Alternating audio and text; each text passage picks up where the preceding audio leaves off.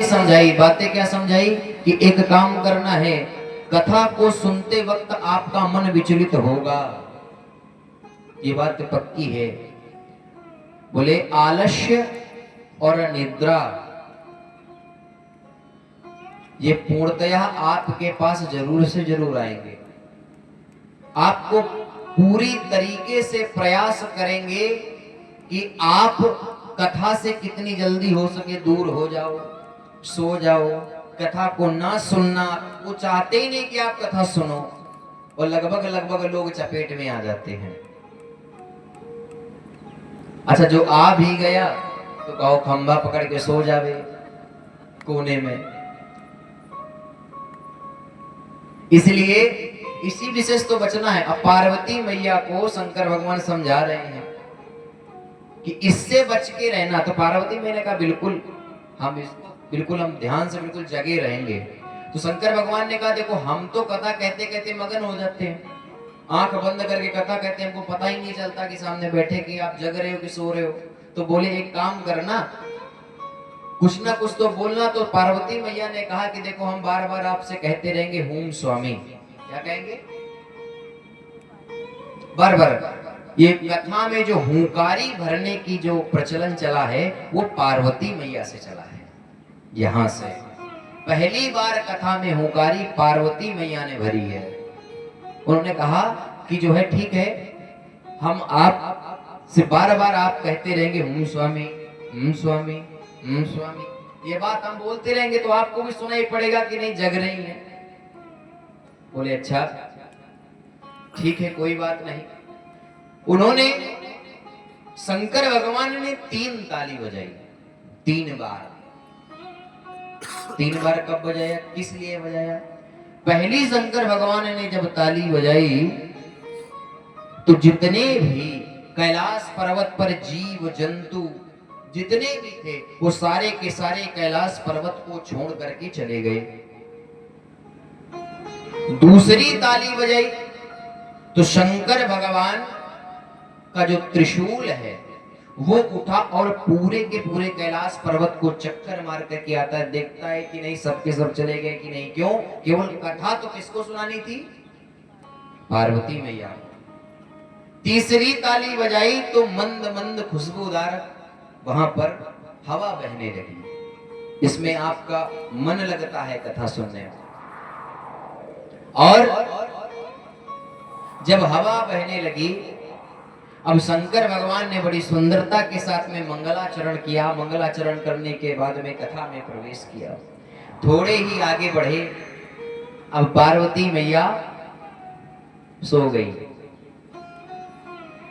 उसी समय कहते हैं जिस कल्प वृक्ष के नीचे बैठ करके शंकर भगवान पार्वती मैया को कथा सुना रहे हैं, उसी कल्प वृक्ष के एक खोखले में एक अंडा रखा हुआ है।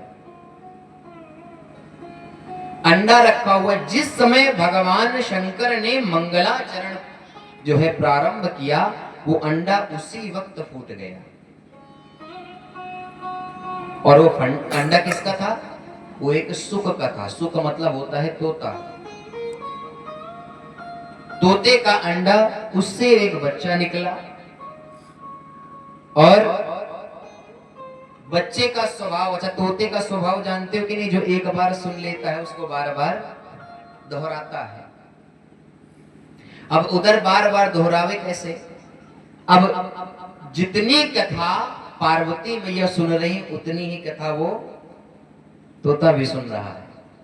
अब उतनी कथा तोता भी सुन रहा है। पूरी कथा हो गई, बीच में ही पार्वती मैया सो गई। और जो सोने के बाद में अब हूम स्वामी, पार्वती मैया बीच में नहीं बोली, बीच में तोता बोल रहा है। पार्वती मैया आधी कथा में सो गई, और आधी कथा के बाद जो अब बार बार वो हूम स्वामी जब तोता सुन रहा है, तो अब तोते के अंदर एक स्वभाव आ गया कि जो बार बार चीजों को सुनता है वो भी वो चीज रटने लगता है। आप अपने घरों में तोता पाले होंगे, आपको पता होगा। तो अब पार्वती मैया बार बार हूम स्वामी कह रही हैं, इसलिए तोता भी अब कहने लगा हूम स्वामी। अब शंकर भगवान सोचे कि तो पार्वती मैया सुन रही है, पूरी कथा बड़े आनंद भाव से कथा को सुनाया। और जैसे ही बड़े प्रेम भाव से कथा संपन्न हुई, अब संपन्न करने के बाद में जैसे ही शंकर भगवान ने आंख खोला, देखा तो पार्वती मैया सोई पड़ी है।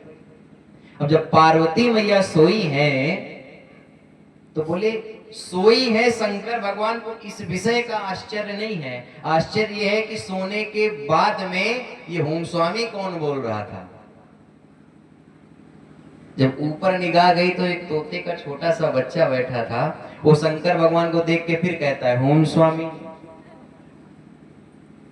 अब शंकर भगवान जो है इतना क्रोधित हुए, उन्होंने कहा कि चुपके से कथा को सुनता है, चोरी से। शंकर भगवान ने त्रिशूल लेके उसको दौड़ाया। अच्छा देखो, पूरी कथा तो सुन चुका है, इसलिए वो अमर हो गया। अमर हो गया कि नहीं? तो तोता आगे आगे, शंकर भगवान पीछे पीछे। कहते हैं तीनों लोक 14 भुवन। वो गया लेकिन कहीं पर उसको शरणागति नहीं मिली। अब उसको शरणागति नहीं मिली पृथ्वी लोक में। अच्छा, 14 भुवन कौन कौन से हैं जानते हो? अब बोल दिया जाता है ना, लोग बोलते हैं 3 लोक 14 भुवन। भुवन कौन से हैं? 14 भुवन कहाँ हैं?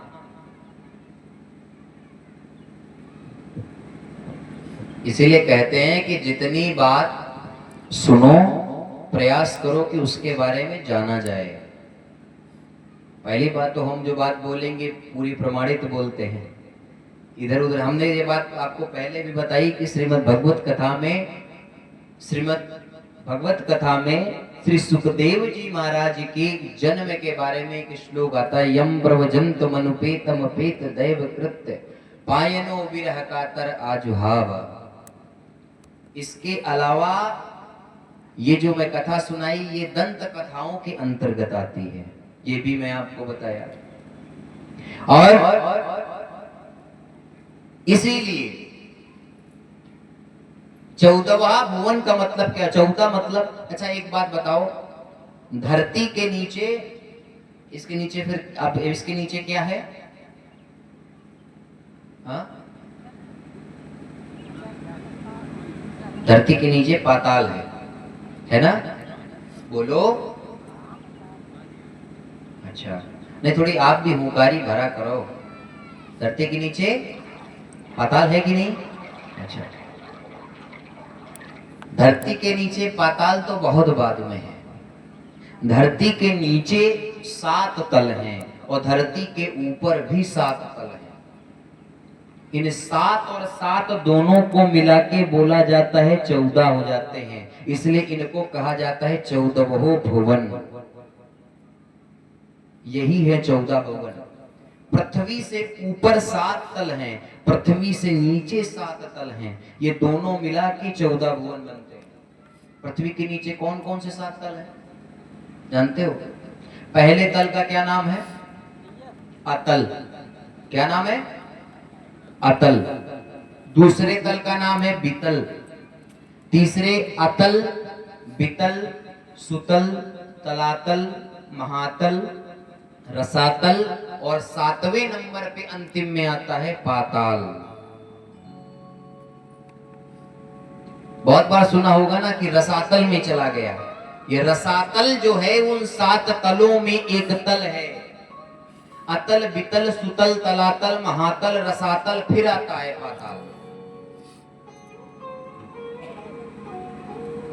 अब लोग जानते थे कि पृथ्वी की डायरेक्ट नीचे सीधा पाताल ही है। तो 7 तल नीचे और 7 तल ऊपर मिला के 14 बनते हैं। 14 तल मिलकर के बनते हैं 14 भुवन।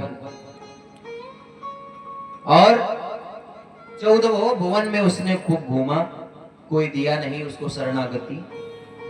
उस समय पर व्यास जी की पत्नी जमहाई ले रही थी, वो तोता गया और जाकर के उनके मुख के द्वार से उनके गर्भ में प्रवेश कर गया। एक बात बताऊं, मैया आजकल की व्यवस्था देखो, ये संसार में एक ही जगह हो भी सकता है। इस संसार में शास्त्र कहते हैं इस भारत देश में ही अकेला केवल ऐसी है, धन्य है हमारी माताएं, जिसको ये केवल केवल और केवल भारत की ही माताओं में ऐसा हो सकता है। 9 महीने नहीं 12 वर्षों तक श्री सुखदेव जी महाराज मां के गर्भ में रहे। कितने वर्षों तक? 12 वर्ष। 12 वर्ष तक मां के गर्भ में रहे। बहुत अनन्य प्रयास किया। सुखदेव जी महाराज तो कथा सुन चुके थे, तो उनको पता चल गया था कि ये माया है। मैं जैसे ही पृथ्वी पे चरण रखूंगा, क्योंकि कहते हैं कि भूमि परत व डाबर पानी और जनु जीव ही माया लप। हाँ, जैसे ही जमीन में, तुलसीदास जी महाराज कहते हैं कि व्यक्ति मनुष्य जैसे ही जमीन में चरण को रखता है, माया उसको अपने चंगुल में गिरफ्त कर लेती है, जकड़ लेती है। इस संसार में कोई भी माया से अलग नहीं है, कोई विलग नहीं है, सब माया के ही अंतर्गत है। और माया कौन है आपको पता है? भगवान श्री हरि की पत्नी है, वो माया कोई और नहीं है। और माया जो है वो भगवान की पत्नी है, वो उन्हीं की व्यवस्थाओं में सब आ जाते हैं। अब जब गर्भ से नहीं बाहर निकल रहे, तो भगवान श्री हरि स्वयं गर्भ के अंदर गए और जाकर के कहा उनसे बड़े प्रेम भाव से कि क्यों इस मल और मूत्र के इस जो है थैलियों के बीच में फंसे हुए हो। 12 वर्ष हो गया है, अरे इससे बाहर निकलो, ये नरक से बाहर निकलो। अरे श्री सुखदेव जी कहते हैं भैया ये नरक सुकून का है, ये नरक सुकून का है। ये जो बाहर निकलने के बाद जो नरक जो है मिलेगा, वो नरक बड़ा विचित्र होगा। क्यों? कि वही स्थिति होगी कि पुनरपि जननम पुनरपि मरणम। तो जैसे ही व्यक्ति बस जन्म लेगा फिर मरेगा, हम उसी काल चक्र में फंस जाएंगे। तो हमको यही नहीं करना है। बोले फिर कैसे? तो बोले एक काम करो, अपनी माया को समाप्त करो। जब तक माया समाप्त इस पृथ्वी से नहीं करोगे, तब तक हम जन्म ही नहीं लेंगे। अच्छा, बोले माया, अरे भगवान ने कहा कि माया तो देखो समाप्त नहीं हो सकती। माया 3 प्रकार से माया है और तीनों प्रकार की माया समाप्त नहीं हो सकती।